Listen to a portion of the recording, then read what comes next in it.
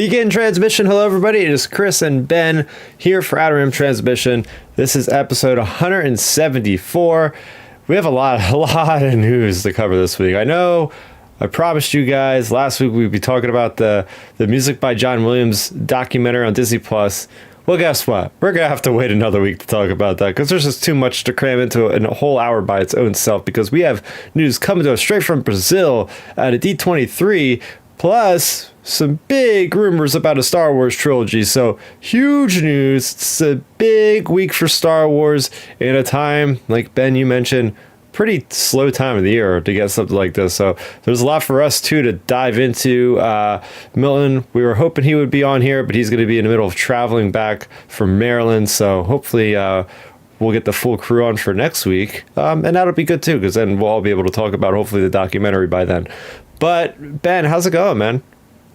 Good. Excited to get into all of this Star Wars news. Like you mentioned, I was not expecting this was kind of going to be like our slow season for Star Wars news. And like, last week was the trailer. This week we had the, we had all of the news that we're going to talk about and everything. And it's just like, wow, I can't believe we're getting news. And then, here in just a few weeks, we're going to be at Skeleton Crew. So it's like, there's actually no downtime between our Star Wars stuff, which is actually kind of nice. Like, we actually have something to talk about versus being like, hey, let's like manufacture this like generic topic or something. Like, we actually have like substantial news to talk about. Like, this isn't even anything minor. This is like big news.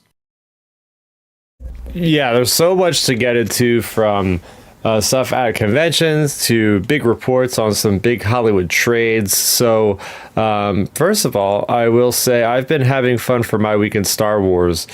I picked this up from New York Comic Con. They have a free release of a book that's not even out till February, and I've been cracking it open thanks to the Andor stuff that's been happening.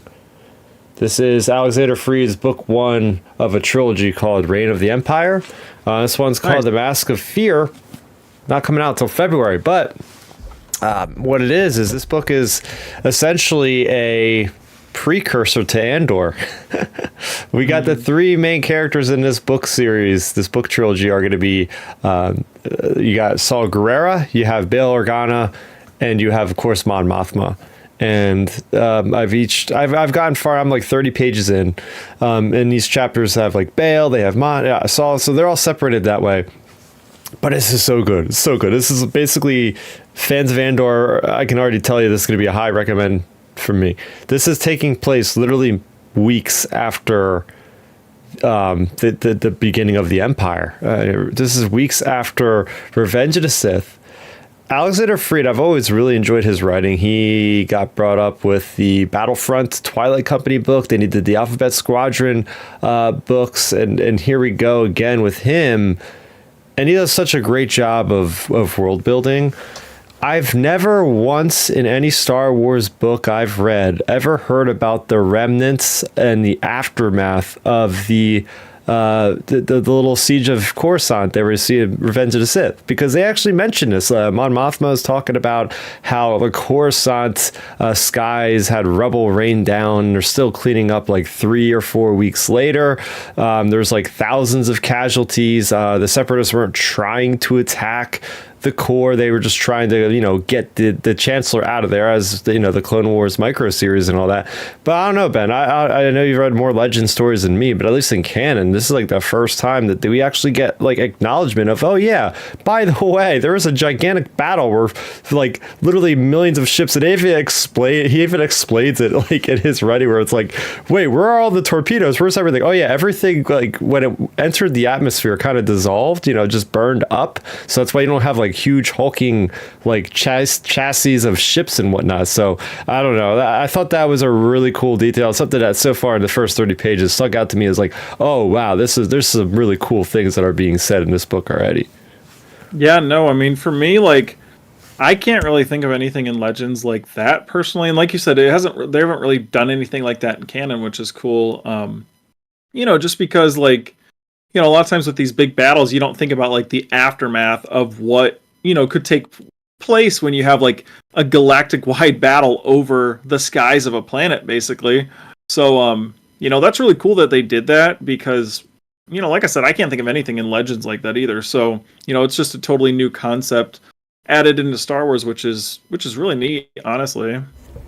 Yeah, I could spend 30 minutes talking about the 30 pages in this book easily because everything I've read is so cool. Like, even going from the perspective of this character named Sojin, and he is basically a dude that joined the Separatists, and he's a cyborg. He has implants, but it was a really cool perspective. Like, his first chapter in the book is about him, like, sensing things around him, and he was basically woken up from cryogenesis in the middle of like Saw Gerrera assaulting the ship, because apparently this dude was in a cryogenesis tube and he was stolen by pirates, and he woke up. But the way that Alexander was able to describe like somebody that's a cyborg, like how they're sensing things is like a little bit off than a regular humanoid, and because they're processing, it's like actual data. And it was like a very cool way of like introducing a character. I thought that was like, oh, that's interesting. And then you have Bail Organa, who's trying to, you got the Emperor that's now into power. Bail knows a lot about what the heck happened. Obviously, he's close to Obi-Wan. He's close to Yoda. He's seen Order 66, like juvenile Jedi getting killed by the clones and all this stuff. So he's all mentioning that in his thoughts, but he's also out there as a senator. He's out there like trying to spread the word, like, oh, we have to investigate. Like, we need to see, like, what are these Jedi? Where's the evidence that these Jedi are actually traitors to the Republic or traitors to the Empire and all that sort of thing? And another interesting thing is that they take a reference, Ben, from Revenge of the Sith deleted scenes about that delegation of 2000. And apparently all those people were arrested, including Mon Mothma and Bail Organa were arrested like moments after the Emperor became the Emperor, and they were like outspoken about him. So they're like, okay, we're going to arrest you. And they held him and they detained them. And they said, we'll let you free as long as you say that your loyalty is to the Emperor, as long as you abide and you recognize that this is the power now. And of course, Bail, now having a newborn child, his wife, he does it for them. Like, yes, you are the sole Emperor, all this stuff to just gloat, to just let himself get free. And I'm assuming it's the same thing that Mon Mothma did. But yeah, this is a fantastic book if you haven't already noticed. I'm excited to talk about it. But it's not going to be out for a couple months. But I think now we have an Andor release date. I think a lot of people in their wait to Andor are going to definitely want to pick this one up. Yeah, I mean, it sounds like an interesting book, and that's a really good, definitely a really good week in Star Wars for you, finding out some new like info like that. Yeah. Like for me, mine actually, speaking of Revenge of the Sith, mine kind of ties into that actually. I seen this week I seen like a little breakdown of like the it was like a video like talking about like the script from Episode 3. Oh, like the original script when Anakin gets chopped up by Obi-Wan. When he's laying there on the banks, he's saying, "Help me, Master," when he starts to get caught on fire. And the funny thing is you can see it looks like George muted that. Like, it looks like that was a recorded line, because I went and rewatched that scene, and you can see Anakin's mouth, like, there's no audio from Anakin talking, obviously, but you see his mouth moving, and it looks like it says, "Help me, Master." Like, it looks like they just muted that, because that is in the original script. So it makes you wonder, like, if they just kept that in there, just because, I mean, it probably, like, looks like, in general, like he's in pain or whatever, but yeah, it looks like he's saying "help me" when he's on the slope on Mustafar. Yeah, it's interesting. So that almost to me feels like they backpedaled, because that would make him look weak, and at that point he's like fully Vader. Too far gone. Point. He's too far gone. You do something like that, it's gonna get the audience questioning, like, wait, what's going on here? So overall, good choice of not using that, because at this point we don't ever see Vader redeemed until Return of the Jedi at that point. Yeah, because if you watch that scene, like, it clearly says, you can see it on his lips, it looks like it says "help me." So it's cool just seeing like those little details, and it's always fun learning things about all the movies, even though we've all seen them a million times. Oh yeah. So getting into the show proper, because we have a lot to chat about tonight. We have Well, let me backtrack. We are available on all of your podcast apps of choice. If we are not, please let us know. But yes, search Outer Rim Transmission on Apple, on Spotify, on wherever podcasts are found to listen to our weekly discussions. And if you want to watch us live, we are on YouTube, usually every Sunday around 7 p.m. Eastern. Feel free to join our positive Star Wars community and get the latest on Star Wars and more in a galaxy far, far away. So out this week, we have Ahsoka issue number 5. If you've watched the episode, you've read the comic, simply put, this simple adaptation, but it's a good one. I mean, it's the Anakin Skywalker one. So if you're a big Anakin Skywalker prequelist fan, if you're a collector, you're definitely going to want to pick this one up just for that purpose, right? So definitely check that one out. And the big one for me this week was the Battle of Jakku, Insurgency Rising number 4, which caps off that 4-issue miniseries of Insurgency Rising, which is part 1 of 3, because then we go into Republic Under Siege. There's 4 issues there, and then I think it's like The Last Stand or something like that for the final 4 issues of the maxi series of Battle of Jakku. But long story short, I have a review for it on the channel already. Really good issue. It feels like a big climactic battle because it was. Luke Skywalker faces off against an Inquisitor, although the Inquisitor is just an acolyte of the Beyond wearing Inquisitor gear. Obviously does not stand a chance against Luke, and Luke has some really awesome, iconic lines that he delivers in this book. I won't spoil those, but it's pretty awesome. And, you know, Governor Adelhard, he ends up getting defeated, but not really. So he has a second thought as pertaining to, oh, maybe magic and the Force is something I can use on my side. Maybe it's not making this organization weak like he thought he did. You know, this guy is such a crazy dictator type of dude. He thought that basically the Force was a weakness for why the Empire crumbled under the lineage of Vader and Palpatine. He's more like thinking logical and rational, like, yes, we are strong without the Force, but now Luke whooped his butt, and now he's double thinking. He's second guessing himself. And we're like, oh, maybe I do need to have something with the Force. It's like, yeah, figure, dude. Nope. A big thing that I mentioned before, and I put it on my Twitter account, the Lady Luck. I think this is our first appearance in canon. Why I got so excited over that is because that's a big legend ship in my eyes. It's a big deal for me because playing the Jedi Outcast, Jedi Knight 2 Jedi Outcast, that ship is in there after the events of Return of the Jedi. You're going around with Kyle Katarn, you meet up with Lando on Nar Shaddaa, and there's the beautiful ship right there docked, and you get to go on there at one point. It's really cool. And even in Star Wars Galaxies, now this just got me a flashback. Star Wars Galaxies, one of the greatest games of all time. I actually was like in this group where somebody had the Lady Luck, and it was amazing because like in that game, if you're not familiar, you'd have a person piloting the ship. You could have people monitoring the systems, like putting the shields up and gunners and stuff like that. But we were just like cruising around on this pleasure cruiser, because that's what the Lady Luck is. It's literally like a pleasure cruiser. And we were just going through space, and I'm looking out the windows and like the seating area, just living my life in Star Wars Galaxies on the Lady Luck. It was just so seeing this in the book, I'm like, yes, about time they bring this iconic ship back into the canon.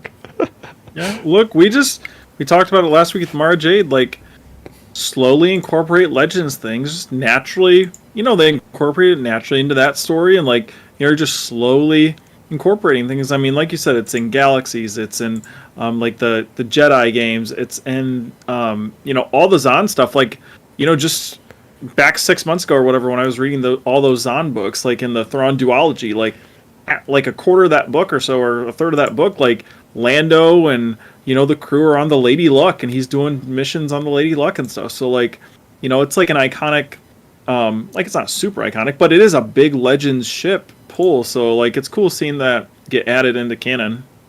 Oh yeah. So there's that going on in the comics. So lots of good stuff coming down the pipe as well. But that does that basically does it for what's coming out this week.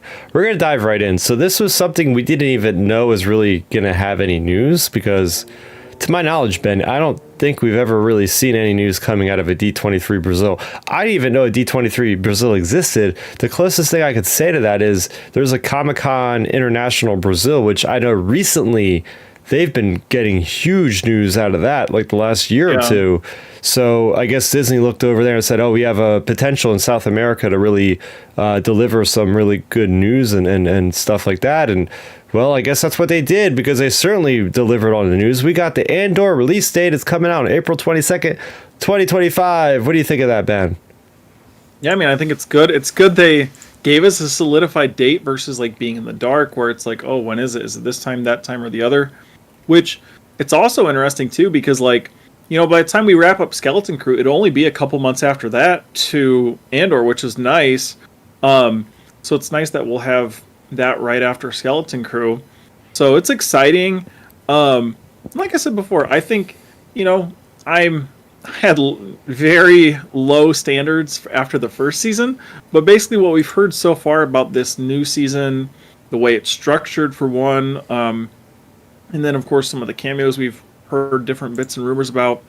I think this season personally for me has potential to be what I was expecting season 1 to be. Because like I really was like expecting Cassian, you know, to be where he was by the end of the show, you know, early on in the show. So I'm glad it's at this point, and I think it has really good potential. I really do. Especially for like hard critics like me, I think it has a good chance. Oh, yeah. So speaking of what you expect, what you're expected from season 1, what you hope to get from season 2, I think you'll be happy to hear this quote I'm about to give you all.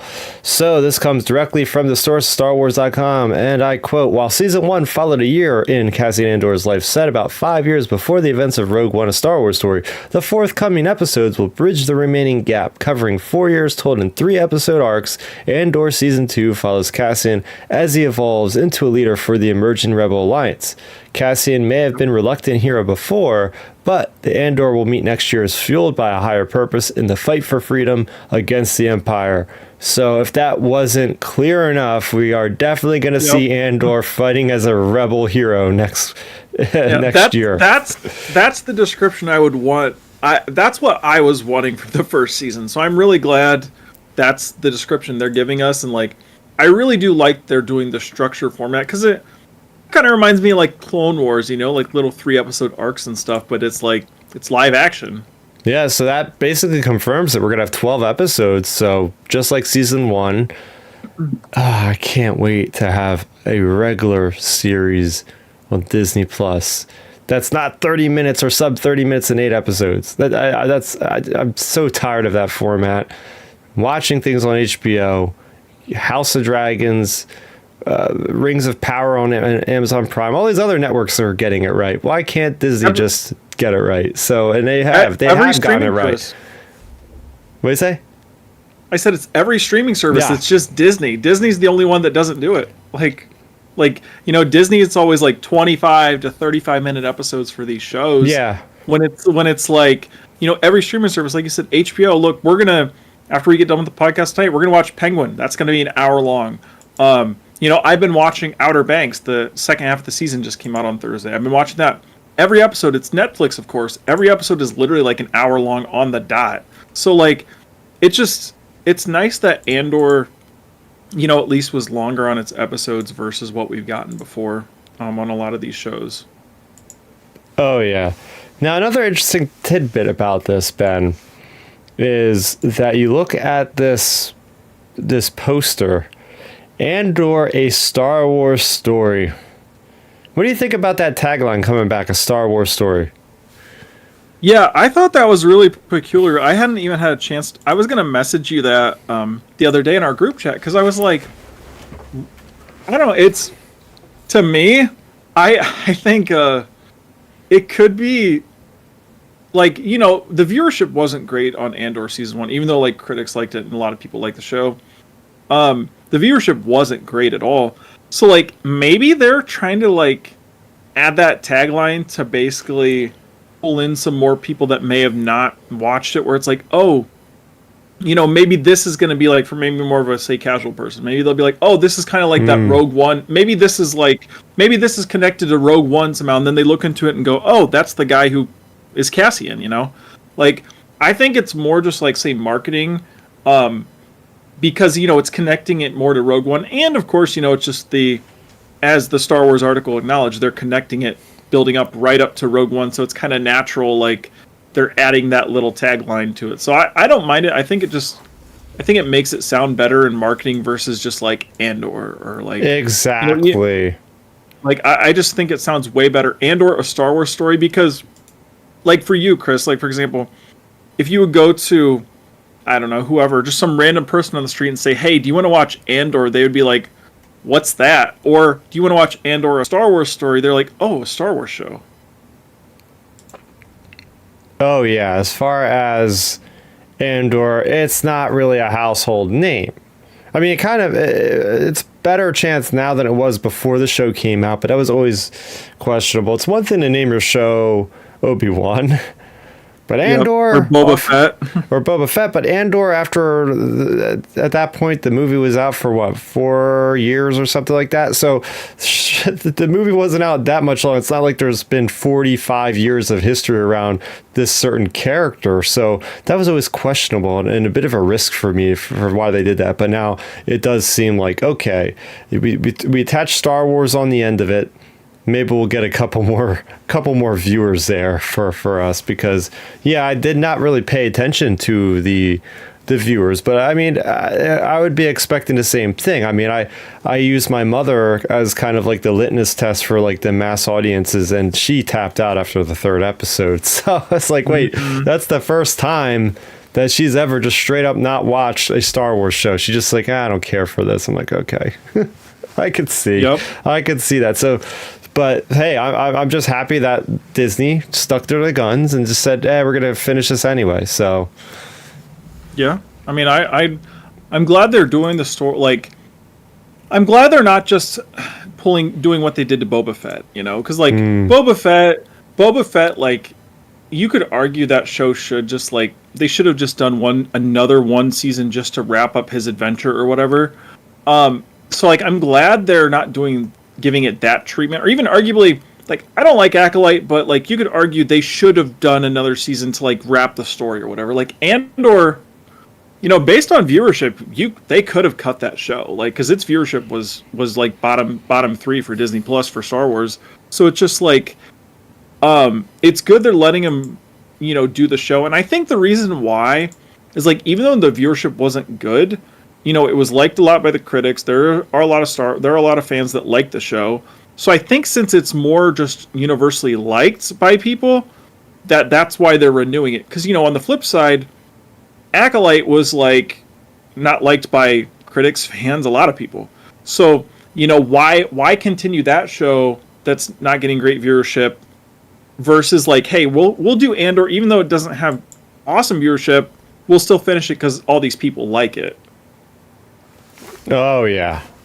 So when it comes to I'm just excited. I'm happy we got a release date, because how many times have we got this show talked about on stage in the last over a year? It goes way back to Celebration. We had a trailer that still has not surfaced online. Then we have D23 in the States trailer that I may have watched. It's not official. They talked about it there. I was hoping for a release date there. It wasn't until this convention, the 3rd time's the charm, that we got the release date. Alas, we still did not get that trailer that apparently they showed. But I mean, that's fine, I guess. I mean, they're not going to want to overshadow Skeleton Crew when it's coming out in like 3 weeks. So why try to do that right now? But I'm just happy. It's a nice relief to kind of put this all together for 2025. Like, we have Skeleton Crew, like maybe 4 episodes, maybe basically the month of January we're gonna have Skeleton Crew. Then we go for February and March without Star Wars, which is not too bad. 2-month gap, and then we're right into Andor again. So, and that's going to be going for 3 months with 12 episodes, which is really nice. So that'll take us into, what is it, like June or something, end of June maybe. And then from there, so we're kind of able to put together the pieces, because it's been a mystery up until this point of like, all right, what's Lucasfilm's plan going into the next year? We know that there's only going to be Andor out, remnants of Skeleton Crew, and like you were thinking maybe it'd be more of a summer thing. So now it's like, okay, the fall is wide open. I'm really hoping that we just get a new animated series to fill that time slot to tide us over, because once Andor's over, Ahsoka hasn't even shot yet, so there might not be anything out in 2026 at all for a Star Wars streaming series. We'll get into it when we talk more about the upcoming movies and other things. But if we don't get anything for the back half of 25, we potentially might not get anything Star Wars until December of 26. So like we might be looking at like a 14-month calendar wait. Like so that's why I joked at the beginning, like let's enjoy the Star Wars news while we can right now, because we could be looking at a big gap, honestly. So it is nice getting this stuff. And like you said, it lets us lay out the summer. Like, you know, we'll have stuff to talk about clear through June, and you know, of course, afterwards. And you know, I'm sure another thing that we haven't even talked about yet. Like, I'm sure they'll put out like an Andor, like what do you call it, gallery thing, probably. Like maybe something like that afterwards, I would say. No way, we haven't gotten one of those in years, man. I don't know, maybe they will, just because like there was so much money on this, and like Tony Gilroy, like I don't know, I feel like since the quality of this show, like even though I am a critic of this show, I think the quality of the show is really good. Like they gotta have a lot of behind the scenes footage, I feel like. Well, here's the thing. Maybe we get something like that. Hey, they want us to buy the Blu-rays now. So that's where all that bonus. And I'll be honest, I haven't heard one person talk about it online or in person. I don't know anybody who has any of those. I don't know how good those behind-the-scenes footage is, the footage is on any of those things. They just announced recently that they're doing season 3 of Mando and Ahsoka season 1. So yeah. You know how it is with Star Wars, all these bits of info. Yeah, so there's that. And my next point on this date, why this date is significant. Why are they just picking a random date in April? No, it's not random at all. That's literally the Tuesday after Star Wars Celebration Japan. So I think we're going to get another Obi-Wan type of deal, or Mando season 3, where they're going to show the people in Japan the episode maybe 48 hours before the rest of the world sees it. And then everybody will lose their minds again together around the world on Tuesday. The word is still up in the air. If we're going to get, I hope they do like what they did last time and they put out the first arc all at once. That was a great experience, being able to sit back and just watch this thing like it's a freaking movie. That was great. Yeah, I mean, like, that was one of my first takeaways from watching that arc, was like, okay, this is way better, because, you know, if you would have put out that very first episode of Andor, people would have jumped ship pretty quick, I think, because, you know, the first episode was slow and whatever. So, like, I just think it's a good idea with that show. And who knows, maybe, like, since we're like progressing more and more through his life, like what if they like kick off with something big to like get people talking over the weekend with Celebration? Like what if you kick off from like, say, I don't know, the Imperial perspective of like hunting these rebels down? Like what if they go and like, I don't know, at the end of the second or third episode, like you guys are over there at Celebration and like it's like Orson Krennic or something. Oh, wait, he's confirmed though, right? Yeah, he's definitely going to be in it. Yeah, he's confirmed. That's what I'm saying. Like we don't know where he's at, but like, you know, just something for like a pop, just to get things going. Because like I know people love like the first season, of course, but I know Tony Gilroy said they took like a lot of feedback and like criticisms from, you know, people that were critiquing the show in the first season. Oh, really? Yeah, he did an interview with Hollywood Reporter. I think it was Hollywood Reporter or Deadline. It was like way back, like it was like last summer or something. He did an interview with them, and he like said they took like a lot. He took a lot of notes from like feedback from like what people were saying about it and stuff. So it makes you wonder like if they tweaked some of the recipe of it. But yeah, I'm really interested to see how this show goes. And like you said, just they have to be showing you guys something at Celebration, in my opinion. Like, I would say it's like a 90% chance, probably. It's happened 3 years in a row now, or 3 celebrations in a row. The first one I was at showed Obi-Wan. The next one showed Mandalorian Season 3. This one, they're kicking off. And I bet you they're not going to just show one episode. It's a big deal. The last season of Andor, they're probably going to show, hopefully, the people there, that the whole first arc would be a nice thing to cap off maybe the first night or second night, something like that. Well, we have Alex Elkins in the chat providing some insight to Andor compared to Acolyte. He is saying, I looked into it before, and if the information I saw is correct, Andor got a season 2 because Lucasfilm already paid for it even with low viewership. Acolyte never got a second season because it was too expensive, and a second season was unpaid for ahead of time. Bit the opposite for Andor. Yeah, I think I've heard something similar where like Lucasfilm was like, yeah, go ahead, do as many seasons as you want with Andor. It's a great idea. At one point it was like 3 seasons. At one point I think it was up to 5 seasons. And quality over quantity. I hope that's the case here, because as much as I would love to see seasons 3 and 4 for Andor, if they're able to pull it off and get it done nice and concise for season 2, then hey, it's going to go down, and for some of us, it'll go down as one of the best Star Wars shows. For other of us, it might be half good, half bad, depending on how season 2 goes. I'll just act like the first season doesn't exist. Very well. Hey, very well could be engineered that way. Like, hey, like you don't really need to know. If you want to know what Dedra was doing, if you want to know what Mon Mothma and her crazy husband, which, by the way, literally like 20 minutes before this, I read that Perrin is married to Mon Mothma immediately in this book. So like immediately at the time in this book, which is right on the cusp of the Empire being created. So I thought that was interesting how she's stuck around with this freaking guy for like 15 years now at this point, or however long it's been. And they even make a reference. They even make a reference in the book, like, oh yeah, he's up to his other arrangements or something like that. It was like this slide remark of like, oh, he's going gambling or something. Yep. Like he's up to his antics like 15 years prior to the show. It's like, what the hell? That's great. Oh man, so that's enough for Andor. There was a couple other smaller stories coming out of D23 Brazil. Going over to The Mandalorian and Grogu. So this is kind of a non-news, but it's worth mentioning because there's always been a bit of a question. Pedro Pascal did confirm, or at least I don't know if it was him that confirmed or one of the people on stage confirmed, that Pedro Pascal is going to be in the movie.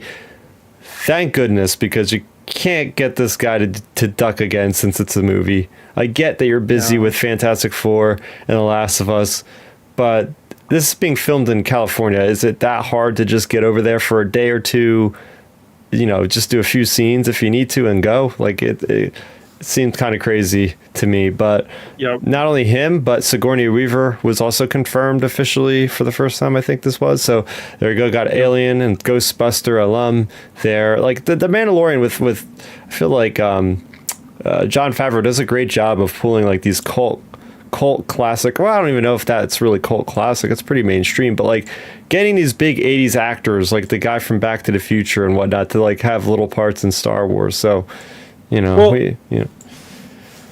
the interesting thing about Sigourney Weaver, though, I think she's going to be significant because even if you look at like the way Star Wars has worded it themselves, they say Pedro Pascal and Sigourney Weaver. So it makes it seem like she's the co-lead with him. So it just makes me wonder, like, who her character is going to be. Like, is she going to be like another Mandalorian character coming out of the blue, or like maybe I don't even know, like maybe she's like part of like the kind of like the bounty hunting world, that he's involved in, or used to be involved in, maybe. So I thought that was interesting, just seeing how it's been worded, because like it's like Pedro Pascal and Sigourney Weaver, like that's the wording like Star Wars used, some of those articles used, etc. So it's just like, they're not going and listing like Pedro Pascal, Sigourney Weaver, whoever else, like all the other Mando cast we already know. So it's just, that's interesting. And then also just a little bit of comedic stuff. I got to give a shout out to my friend Star Wars Meg, because she tweeted and was like, breaking news, I have an exclusive scoop. Grogu is reprising his role as Grogu for the Mando movie. Yeah, seriously. It's the most non-news story ever. Yeah, so that was funny. But But yeah, I'm excited for the movie. I really am. I think it's going to be good. Now the question, here's the real question though for you. I raised it in our group chat. When's it going to be? It says 2026. It doesn't say May now. So. I really just hope that it still sticks to the main landing point. I feel like it's just going to be like, more waiting. Like I want it sooner. Want it sooner. That's how I am. I just am slightly concerned on it just because it's like, we've had all this like up and down stuff. We'll get into like the Rey stuff, obviously, but like all the like all over the board stuff with the Daisy Ridley movie, and it just makes you wonder. Because, this is just going off, like, the Disney calendar on their website. Like, they had a Star Wars movie slated for May 26th and December 26th, and now is the Mando movie maybe going to get pushed from May to December just to, like, spread out the Disney projects? Because do they really want to put it head-to-head versus Robert Downey coming back for Avengers a week or later or 2 weeks later? Like, I don't know. That's a hard opponent to face. Yeah, you got that right. Plus, they have Avatar. They were showing stuff at D23 as well, so that's still on the radar. I don't know if that interferes or not. So much going on. There's an official description on StarWars.com of the footage that was shown for the Mandalorian Grogu. It goes like this. It includes Grogu and Din Djarin facing off with snowtroopers, massive Imperial AT-AT walkers in the snow, Zeb Aurelios in action, and Grogu traveling with 2 tiny Anzellans. So that's exactly the stuff that probably many of us seen in the cell phone quality videos. That's the leaked footage. Wait a second. Yeah, I was going to say I've seen that before. I was hoping you were going to describe something new, and I was like, wait a second. This is exactly what I've seen. Yep, that's it. That's what we got, or what they got. So, missed much, I guess. But yeah, there was also a skeleton crew clip. Not too worried about that because we're going to be watching the whole show in a couple weeks' time. So that was basically it from D23. And without D23, this next story would have easily been like the story of the week, and for most of us, it probably still is. But that is. We got on a random, what was it? A random Wednesday or something? Wednesday. It was on a random Wednesday, everybody, that we got maybe a new Star Wars trilogy announced nonchalantly by Deadline. So they say Star Wars Trilogy, Simon Kinberg to write and produce for Lucasfilm. And it goes something like this. Lucasfilm has closed a deal with Simon Kinberg to develop a trilogy of Star Wars films. Kinberg will write the trio and produce them for Lucasfilm. Chief Kathleen Kennedy. All right, so there's been some discrepancies on these reports. I know Hollywood Reporter ran on it a little bit too. Some people, like this article from Deadline would have you believe this is going to be 10, 11, and 12 of the Skywalker saga. But then other people are saying it's going to be its own thing. There's a lot stuff going around, but like sticking with who the heck Simon Kinberg is for a moment here. Simon Kinberg has been involved with a lot of the Fox X-Men movies, whether it be Logan spinoff. He also did Deadpool movies.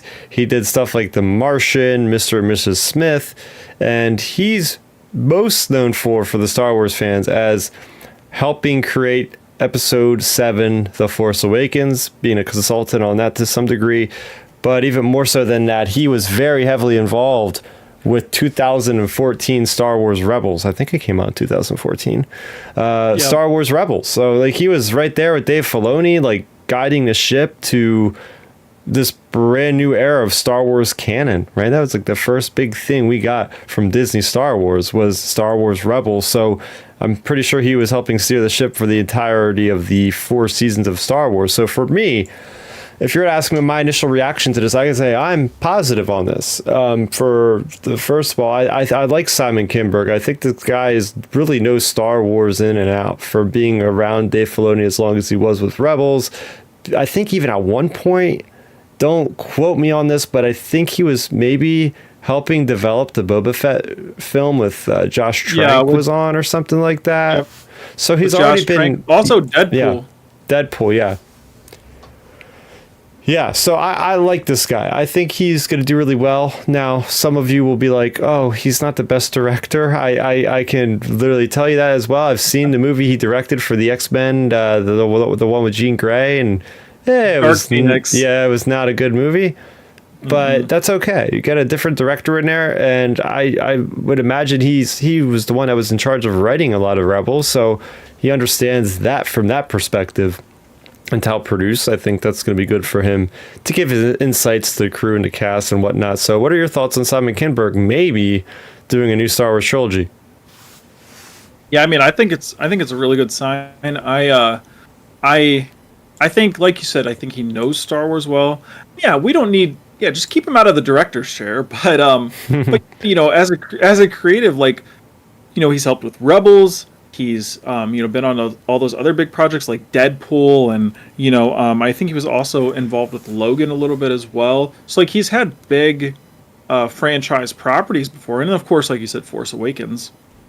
So I think it's a good choice, but I do like it shows they, as in Lucasfilm, are getting more on track with consistency, because the issue with the sequels was it was so disjointed, because originally it was J.J. Ryan, Colin, and then it became J.J. Ryan, J.J. So now we're getting one consistent through line where it's just going to be, boom, like one writer, one story, etc. versus, this back and forth, trying to like fill in the gaps from the previous writer. So I really do like that a lot. And then, I just think there's a lot of potential here with this whole thing. That's kind of like my opening thoughts. I really think it's a positive for Star Wars. Like, it's a good step. It's someone who likes Star Wars, and he has some accomplishments under his belt. So yeah, I think it's nice. Also, one thing that was put on my radar today is Variety did an article. If you didn't know either, Variety put out an article like it was like why Lucasfilm employed Simon Kinberg to write this trilogy, or to develop this trilogy, or however it was titled. And like, to me, like, when you're having Variety come out and report stuff like that, that can be coming from Lucasfilm, because like, they obviously have connections to the studio. And is that Lucasfilm kind of like defending their choice to the public? Because there were definitely critics this week of the Simon Kinberg choice. Like, I'm not gonna like shy away from that. So it's like, did they contact Variety and were like, hey, kind of write us a puff piece about Simon Kinberg? Yeah, then we also had Jeff Snyder from the Insider blog. He's a good insider with information on a lot of stuff in Hollywood, including some cool tidbits on the Batman universe, I must say, in the same exact article. But what he was saying is that he heard from somebody that Rey is being positioned as the Obi-Wan Kenobi of the next generation of Star Wars characters and whatnot. What he means by that is, okay, like Obi-Wan in the Force in A New Hope is the mentor figure for Luke Skywalker. He is the guy that is guiding him on his journey, giving him advice, letting him know about the whole world around him. So I like that idea personally. I mean, you got to have a mentor figure. Does that mean she's going to die in the first movie? Probably not. I think they want her to stick around for a long time, because when you look at this, Ben, you look at what's happening here. We have, the original new Jedi Order movie that was announced at Celebration officially. Obviously, she's going to be in that.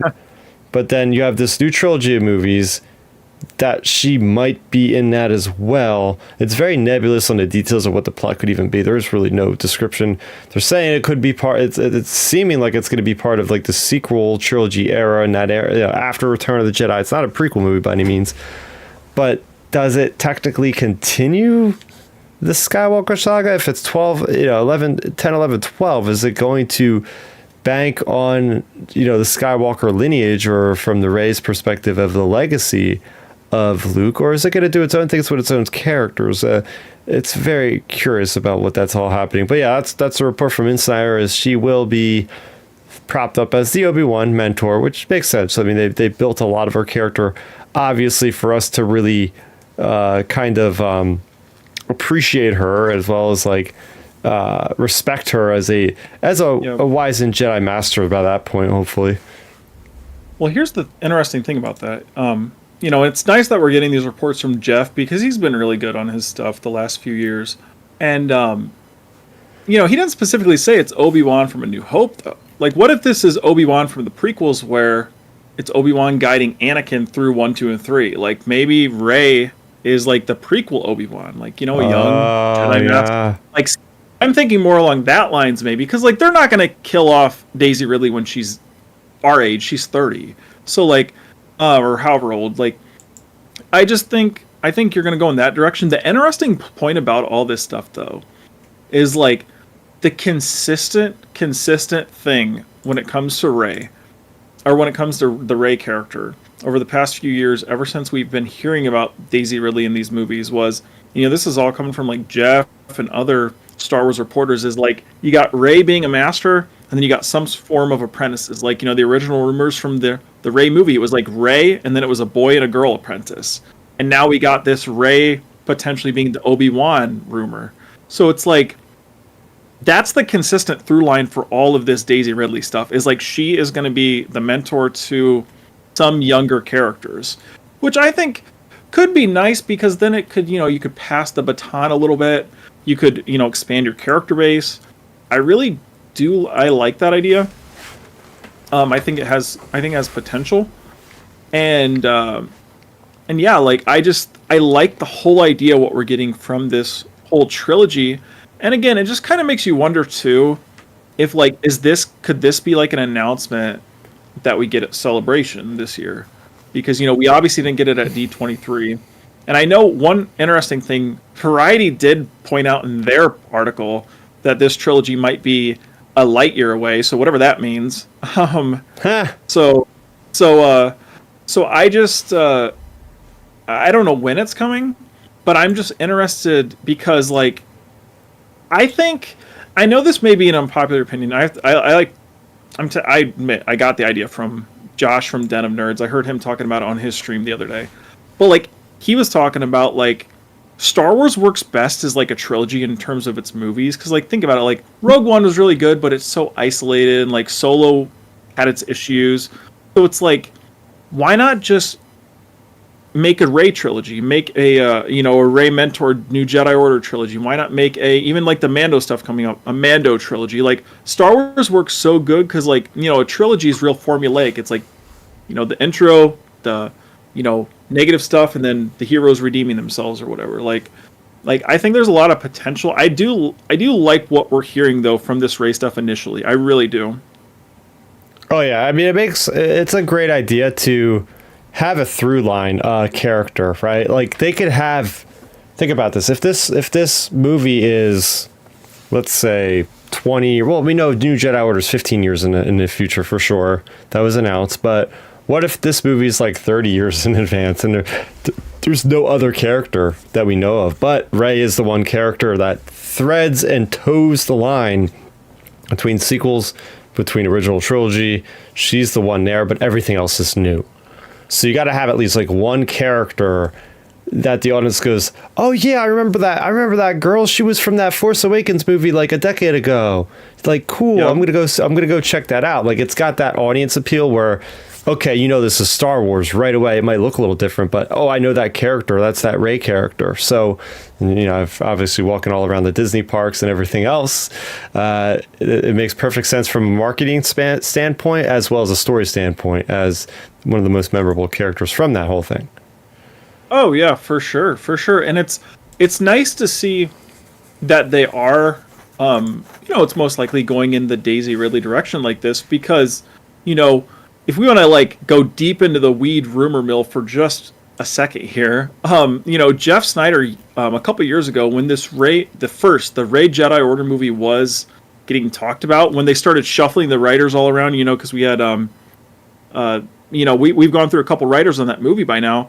One of the early things he heard was they were thinking of doing a Rey, an older character. She was going to be like 60. Like, they weren't even going to use Daisy for it. Like, it was going to be the Rey character as like literally Obi-Wan from A New Hope, and they changed that. So it's interesting seeing, like, that's the point I was making though. It's like, you have that rumor, you have all these other rumors of like Rey with the apprentices, and like, it's like, that's the through line. The through line is Rey's going to be the mentor character for this younger generation. And like you said, it'll bleed over to the younger audiences, like the people that may have been like 10 watching Force Awakens back in 15, you know, they might be, by the time this movie comes out, they might be like 23 years old or something. So like they'll be like, oh, there's that Rey character we watched, like you said, versus like it being someone totally new or something. Oh yeah.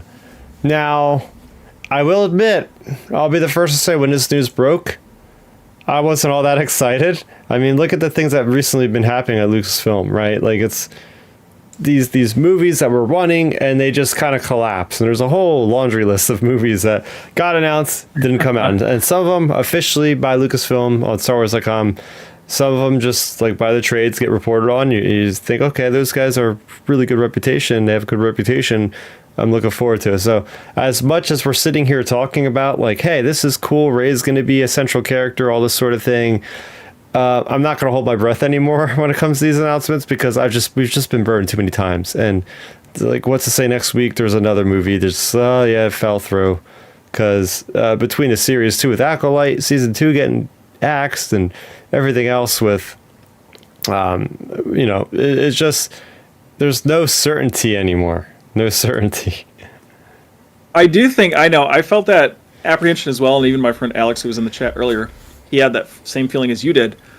But my thing, like I told him, the encouraging thing that fans are overstepping and potentially even not even thinking about, maybe you didn't even think about this point, actually. I know a lot of folks haven't. Think about this. So this potentially is the first Star Wars movie announcement we've gotten since Dave and Carrie and Beck have got their positions. So it makes you wonder, like, Simon Kinberg worked a lot with Dave. So did Dave kind of like give the green flag on this because it's someone he trusts to work with, or, someone he trusted before?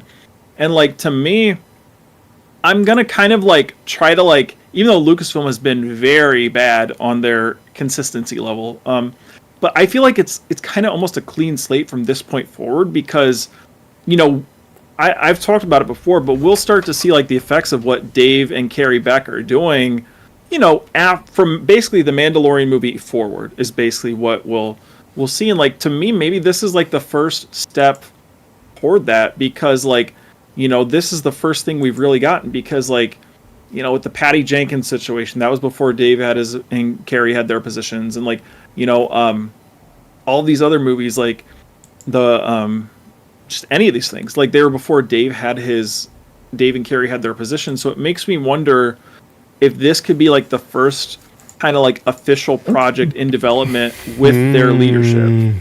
That's a really good point, because we were hearing all about these shakeups of different positions with Carrie Beck and all that, and Filoni now, with them leading the ship as a creative force.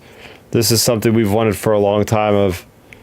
I know it could be triggering for some as like, where's the plan? Where's the plan? Oh, George Lucas didn't really have a plan. Things were fine. Yeah, to a certain degree. Yep. But it still helps to have somebody that's staying on top of the lore, that knows a little bit about what's happening with the characters and not just worrying about the numbers all the time. So from that perspective, this might be having a little bit more validity to it than some of the other things announced many of the other things announced at the Investors Day, the famed Investors Day of 2020, or whenever that was. Yeah, I know. I've seen that graphic where basically everything's X'd off on the photo. But I mean, that's like, even for example, like Taika Waititi's movie. We all heard about that. I don't think that movie will ever happen, just because it's like, it was so many years ago. Taika's so busy, and maybe Dave and them are just like, hey, let's just push that to the side. Like, let's just give ourselves a clean slate to work with. And like, also, if you think about it this way, what would be a better clean slate than to kind of move forward past this stuff and like start developing, in this new time period? And like I said, you got Simon Kinberg developing this, and then even this is just purely me speculating. But, over this past summer when Deadpool and Wolverine were in their marketing cycle, Sean Levy said he's been working on ideas for his Star Wars project. So it makes you wonder, this is the peculiar thing here. Let's go to speculation town for one moment. Like, Sean Levy and Simon Kinberg worked together clearly in the Deadpool franchise. So makes you wonder, is he connected to this? Could he be the first director like JJ was for Force Awakens? Could maybe Sean Levy be the stepping stone for this trilogy? So I think there's a lot of potential here, because even though the state of Star Wars isn't the best right now, it's still Star Wars. Like, someone, you want your name stapled to a Star Wars project as a creative. So it just makes you wonder, like, they went with a big star like J.J. Abrams. Who's to say they don't go with a big star like Sean Levy to, like, kick off a new trilogy? Oh, yeah. I mean, he's a surefire bet with Deadpool and Wolverine. The movie made $1 billion, right? Yep. I think it was like 1.1 maybe. I think it was right over $1 billion, I believe. So enough people liked it, and it made a lot of money. So get that guy to direct your next Star Wars movie, and it's most likely going to succeed if Kinberg delivers on a really good script, which I feel like he will. Oh yeah, I think so as well. Like, I think Star Wars is headed in a nice direction, and the interesting thing to think about with all of these connection points, like, I know you're always liking connecting like this and that thing and everything else in canon, Chris. Like, what if they do something like this where we have like a Rey setup trilogy, but what if this is influenced by the events of, you have the first 2 Mando movies, you have like the Favreau movie, the Filoni movie, who knows, maybe we do eventually get a third one. So, like, what if, like, the events of these Mando things, instead of tying directly into the sequels, what if it's just like this big grand plan that connects to the Rey trilogy even? Like, I just think there's a lot of things in play, because I really do think, like, post Favreau Mando movie, I really do think that's the real, like, judging point for all of these projects, because right now Andor, Acolyte, Skeleton Crew, all that stuff was in the can way before Dave and Carrie had any influence on anything. Mm-hmm. No, that's a good point. So this does, from that perspective, yes, this does feel like it is going to be the start of phase 2, if you will, of Star Wars under Disney. Yep. Just as the new horizon. The slate is now clean.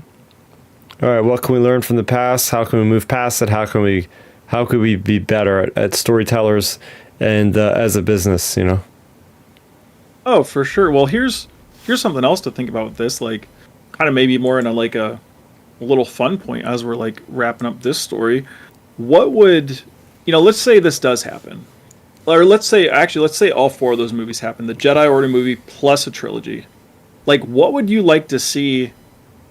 Like, what would make you happy out of a Star Wars trilogy, like a Rey trilogy? Like, would you like to see, like, I don't know, like a new Force Sith guy coming up, or like would you like to see something else, or like what would be your ideal thing? First of all, I want a complete palette shift in the iconography. I always get that word mixed up. Iconography of Star Wars. Iconography needs to be revamped. It cannot be TIE fighters and X-Wings again. They need to have a shift, and they've had enough time to do this now, right? It's been, by the time this movie comes out, it'll be a decade since, like, the Rise of Skywalker. They will have had enough time to put in the amount of care that George Lucas did, hopefully, in creating the prequels. Give us a completely new design. It just shocks everybody. Like, doesn't look like the prequels. It doesn't look like the original trilogy, which means it doesn't look like the sequel trilogy either. Do that. Be inventive, like the High Republic was with their villains, where it's not just another Sith. It's these Raiders and different things. They don't have to be Raiders in this movie. I'm just saying, have a completely different location.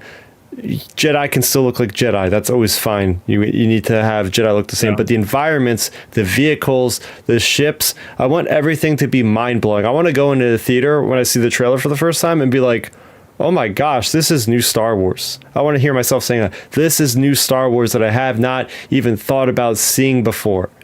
Like, I want to see completely new things that are exciting, that aren't indicative of anything else that have come before. Maybe see the Jedi doing amazing things with the Force that we have not seen before. Another big benefit to the High Republic, seeing the Jedi in their prime, seeing them doing things that I never fathomed them doing by themselves with other Jedi, coordinating different things. Awesome stuff there. Let's bring in a Yuzong Vong. I think it's time. I think it's time to bring in a biological threat that is a Yuzong Vong. Get people excited. This isn't the Sith. This isn't the Empire. This is a biological terror that is literally going to cause fear for the viewer and the Jedi alike. Like, these guys are going to be unpredictable. Even if it isn't them, maybe bring in the Grisk. I don't know. They've been on the periphery for years now. Just give us something different. That's what I really want to see. Okay, so to sum it up, new environments, new things, and new kind of villains. That's if they give us that, I'll be a happy camper. Yeah. Oh yeah. I completely agree with you, because if you think about it, look, one of the most, in my opinion, I just love the opening of Phantom Menace. Like the shuttle flying in, and then you have the droids, like all these, new looking ships. Cause like, that's one thing, even in the trailers for Phantom Menace, the Naboo starfighters, still to this day, I love the N1 starfighters so much. But like, you have those types of things. So like you said, give us new designs. Don't give us like, bad guys repurposed TIE fighters. Like, why did they repurpose? Why not just get new ships or something? Like, so I really hope we, like you said, get more ship variety for the different factions. And then, of course, like you said, give us a new villain. I would love like a Yuzon Vong type thing, Grisk type thing, whatever. Just something like that, because then, it could be more of like a visual scary thing. Like, it could be like kind of spooky to us as audience members, but also it'll be more, it'll be scary for the audience. And then on top of it, for the characters themselves. And then, I think those are all really good points you made. And then like you said, even like the Jedi powers, what you could do if you want to do connecting back to, the sequels, the OT, even the prequel trilogy. An easy way you could do it, you see it in all the Star Wars games, you see Jedi Fallen Order, Force Unleashed, whatever. Why not, since you already have them under contract and like they've been working with Lucasfilm for Ahsoka and everything, you could have Anakin, you could have Hayden and Ewan record a couple holocrons, and then Rey could have them in her new Jedi Academy. Like, maybe you don't have to have a full lesson from Obi-Wan, but why not we just have little tidbits sprinkled in there, like Rey's teaching a student, and like you have like a master walk in, and it's like a little tail end of a holocron of Obi-Wan, and it just cuts off. Like, just little tidbits like that. Or like Anakin, because we've seen Anakin with the training tapes for Ahsoka. Like, you could do stuff like that.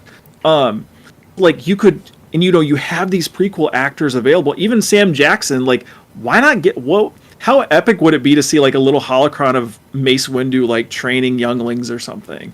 Like just you can tie in, and it'll check boxes for like people like in the 30s like we are, and then it's just throwaway things. Like, so it'd be cool to like get the characters learning, because I do think it's time to like transition more toward like if Rey is going to be like, say, a master type character, like give us that, like give us like a prequel style like acrobatic, give us an acrobatic Rey, like basically give the people what they wanted, what they were expecting from like a new trilogy. Like, give us awesome lightsaber action, like give us Daisy Ridley, I don't know, doing some crazy like Phantom Menace stuff, like with characters and whatnot. Like, I think there's so many opportunities, especially with all the CGI and like visual effects we have nowadays available. Like, it just gets better and better.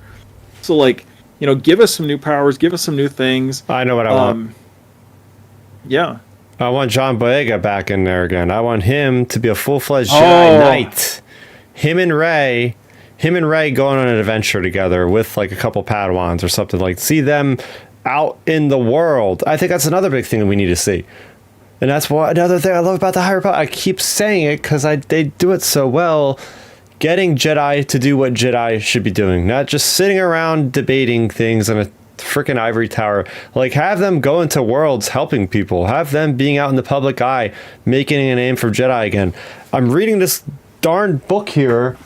This book is freaking pulling me again in a direction, because they mentioned about immediately, this is 3 weeks after the beginning of the Empire, and there's all this propaganda about the Empire making people just like look like at the Jedi like they're a bad thing, making them forget about the Jedi 3 weeks after Order 66. Like they're covering it under the rug, like so fast. Like they're just covering up the myth of the Jedi, the legend of the Jedi. They don't want anybody to know about them. They're bad people. They tried to kill the Chancellor. How could you possibly sympathize with them? You're a horrible person if you do. You're like all this stuff, right? People hate the Jedi already, and it's only 3 weeks after Order 66. So there's a lot of room, even years and years later after the Empire, the beginning of the Empire, for people to start to believe in the Jedi again. You know, to see Rey making a new order and making that part of its creed is, oh, we got to go back into the galaxy. We got to go to these backwater planets in the Outer Rim, helping people against bandits, or helping people in like a crisis with the weather, or something so insignificant to us, but it's like what Jedi are meant to do. Helping people from a forest fire or flood, or different things like that we've never seen before. It might seem mediocre to the general audience, but that's what the Jedi are supposed to be doing, not warriors. So I want to see more of that as well. Exactly. Well, I just thought of something. Ooh, man. You know how we talk about like Dave maybe laying the groundwork for certain things? Mm-hmm. I just thought of something. What if, you know, some of these conflicting reports about what this trilogy could be, people talking about like, you know, the term new saga also got thrown in one of them. What if, here's an idea for you, like this is me like kind of pulling kind of an idea from Legends. Like Sabaoth in Outbound Flight wanted to go to the unknown regions to start his Jedi Order. What if Dave is setting up Peridia and all of this stuff in the Mandoverse? What if Rey eventually builds her Jedi Order outside of our known galaxy, so it's just totally clean slate, totally new Jedi, or totally new worlds, characters, everything, so it's not just like leaning on Tatooine, leaning on Kashyyyk, leaning on whatever. Like, maybe that's the reason they're just going to slowly build this Peridia and beyond to kind of like break away from the Skywalker saga, but maybe you have Rey set up her Jedi Order outside the galaxy. Yeah, that's what I'm thinking. Yeah, they also go to it, like I said, go to another place.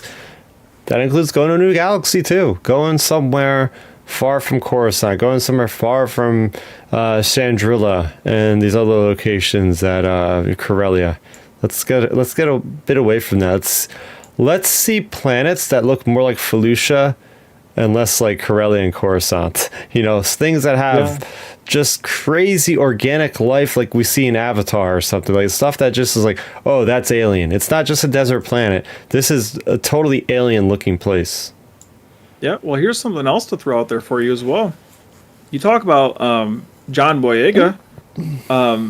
What if we have in this stuff getting built out eventually with Rey? I mean, even the time period from Mandoverse to now, you could have an older, potentially Ezra Bridger involved, because he would be the same age as Luke. He'd be like probably in his 60s or something. So like, you know, you could get like an Ezra if he survives the events of the Mandoverse. You could get like people like that potentially even. So like, Rey might, like, they might not be starting this Jedi Order. Like, what if Rey's Jedi Order movie has Ezra in it? Like, you know, we don't know.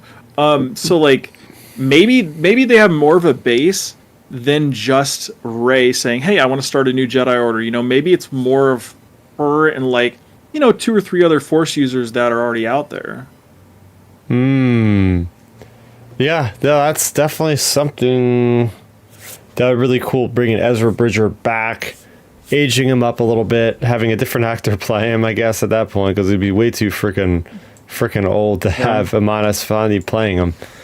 But yeah, that's cool. But yeah, this has been a great discussion based on like the future of Star Wars. I didn't think we would get this deep into the weeds, but we certainly did. And hey, it's time to talk about Star Wars. At times like this, like I would say, well, we don't have news, but no, we had news, and we're jumping off of the news, and you know, it's been a good chat. It's been a good chat, from D23 announcements to movie rumors to trilogies maybe being announced, maybe not. It's been a good week, man. Yeah, I think that's the best part about all of this, honestly, because you know, coming off of acolyte, not to get like into the negative side of things, but, Star Wars fans online were in a pretty negative place post Acolyte, to be honest with you, like no matter what side you fall on that show. So like to me it's nice getting a potential trilogy like this, because then look what we've been doing the last 25 minutes. We've been sitting here just kind of like speculating, spitballing ideas, cool ideas. We're actually excited to talk about Star Wars again versus being like, oh, what's this person saying on social media, like, or what's that? Because like to me, I've said it since day one of this whole Disney era. Like that was one of the best parts about Force Awakens when it came out. We were like, who the heck is Snoke? Is this Plagueis? Is this Palpatine? Is this, people were saying at one point, I remember there was like, is this Boba Fett or something? And it was like, you had all these theories. And like, to me, Star Wars is best when you can sit and theorize like, oh my gosh, who's this? Who's that? What's going to happen with this story or whatever. Like, we've been like with the upcoming projects we know about, like, what's going to happen with the Mando movie, or what's going to happen with the Dave Filoni movie with Thrawn? Like what could that bring? So it's nice actually getting something to be excited about versus being like, oh man, another negative Star Wars day on the internet. Like it's nice seeing people like spitball ideas like this. Yeah, it's been great. It's been great because this kind of theory crafting, this kind of speculation, I truly believe this is the lifeblood of Star Wars. We go through long stretches of time just spitballing things. Hey, this would be cool if this would happen. Hey, maybe it would, maybe it wouldn't. But hey, that is good to keep the conversation rolling around. So we'll be rolling around with the conversation next week. I don't want to promise we're going to talk about music by John Williams, but maybe I should, because it seems like every time we try to talk about it, they get big breaking Star Wars news out there for us. So we will try to talk about that documentary, hopefully one day in the future. But until that day, you can find us on YouTube, youtube.com/StarRaptor, where we go live usually every Sunday around 7 p.m. Eastern. For those of you that are listening on the go, that's fine too, because you can download us on Spotify, on the different podcast apps of your choice, like Apple Music as well. Ben, do you want to plug where you're going to be, what you can do, all that kind of stuff? Yeah, I mean, hey, who knows? Like you said, we might be talking more big Star Wars news. I know I forgot to mention it during our show, but Daisy did say a couple weeks ago that there was exciting stuff about her movie. So she did put that out there. So it's like, maybe we get more info about her stuff. But yeah, you can find me talking about all this stuff as well as fitness, football, just anything in between on Instagram and X at Real Ben Maynard. And if you want to find Milton talking about the same sort of stuff, you can follow him on X at MiltonWeber7 or Instagram, where he's a lot more active on there. He's always posting his workouts and recipes and things like that at Milton7Weber. Yeah, there you go. You can find me here, as I said, on youtube.com/StarRaptor. We'll be back, me and Matthew, on the Tractor Beam over on the Star Wars Underworld YouTube channel this upcoming Wednesday, talking about the latest and greatest in Star Wars comics, including the Battle of Jakku and a lot of High Republic adventure stories, it looks like, coming down the pipe for this upcoming week. But yes, I have that. Oh, I almost forgot to plug my live stream from last night. I went ahead and I unboxed or unwrapped about 24 packs of the latest set of Star Wars Unlimited trading card game, Twilight of the Republic. If you are a fan of the Clone Wars, if you are a fan of the prequels, you're going to want to go back and watch that live stream in the past, because it was basically an hour and 15 minutes of glory when it comes to those things, because I got some really cool cards to show you guys. So that's all available for you to watch right now after the fact. But yeah, that's going to do it for us. So for Ben, for Milton, who couldn't be here this week, that's going to do it for Outer Rim Transmission. This was this is episode 174. I'm going 174 miles an hour talking through this outro. Until next time, guys, may the Force be with you always, and transmission.